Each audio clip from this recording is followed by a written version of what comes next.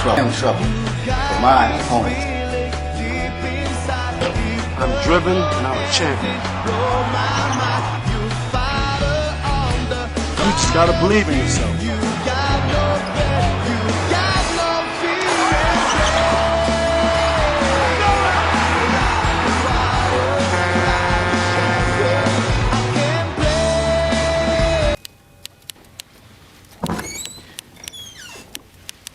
Mr. Artest?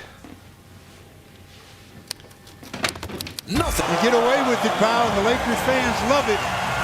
2.5, and they thought the length of the floor as Metta world peace. Says, pal, go down to the Cadillac and turn.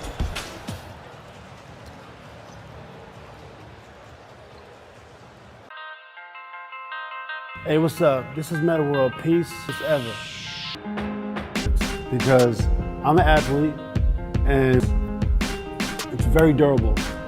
I can work, dunk, pass. I can basketball.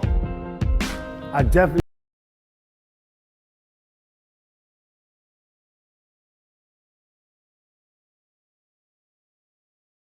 What's going on, all you hardcore fans out there? This is Metta World Peace, aka, as you know me, Ron Artest, and welcome to Metta's World. Was an irritant, you know, like. And some issues, as he referred to there, hit the huge three.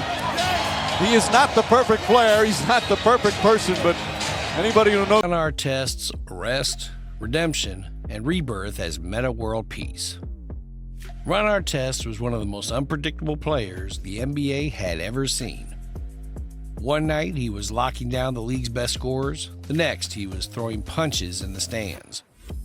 His raw talent was undeniable, but his emotions often got the best of him.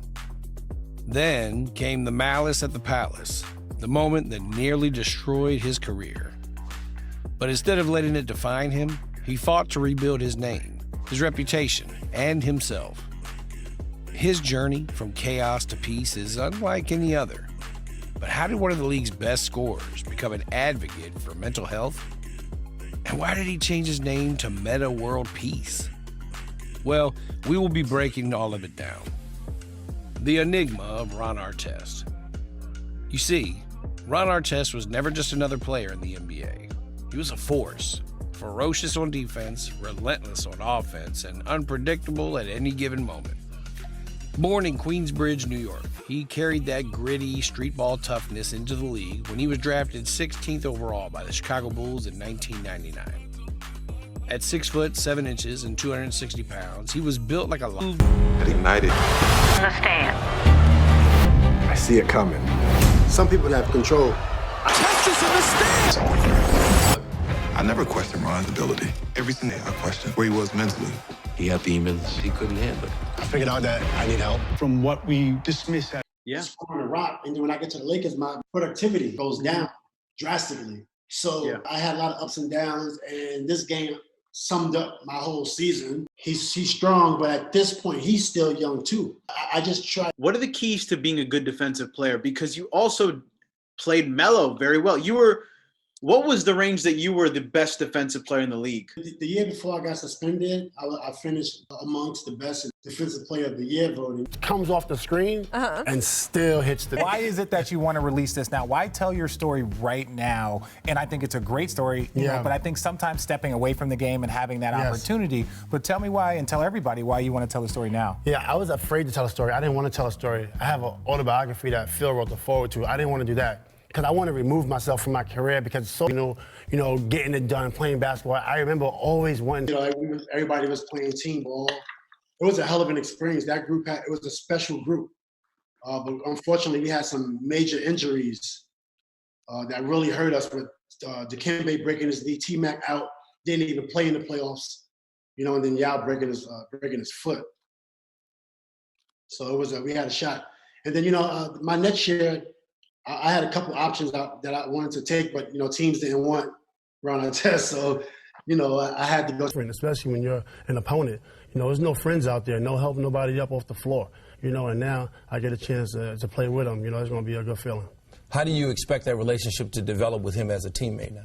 I think it'll develop. It's been there. You know, it's been there for quite some time, for some years now. And now that we've got the same purple and gold on, it's going to make it that much better. So I'm looking forward to really good shape. It was really hard for, for people to do a lot with me. So I would just practice with 40-pound weight vests just to give myself more competition. Punted him, Glenn Robinson, one time. Yeah. Do you ever get concerned that some of the things that you do off the court or outside of the game might overshadow what you do on the court? This is a guy that, when you watch him game to game, Ron Artest, you got to wonder about some of... Nobody intimidates me as far as, a bit more bumping, a bit more smart defense. And if I do get in my zone, if a guy got 0 points at the half. What's it feel like when you get into that zone where defensively you're all over the place and you have control of the game? Yeah, it just feels like, I feel like I take the ball from anybody.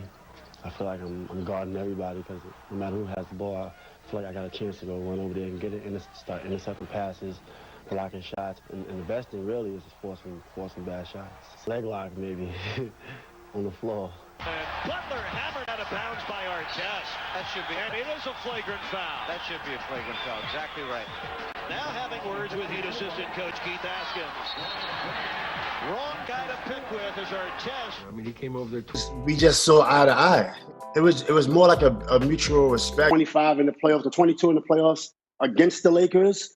Then I get to the Lakers. My average goes down to 8. People start saying I'm old, but I'm 29 in my prime. I'm not old. I'm just playing with the great Kobe and the great Powell and Fisher. So I see right now that there's a lot of stars on it to play with your legacy. Nothing is worth your legacy, and I don't blame the Detroit Pistons. It takes a good investment, that 4 years, 10 years for your turnaround. Yeah. So this is an investment that she's making. She made an investment in Magic.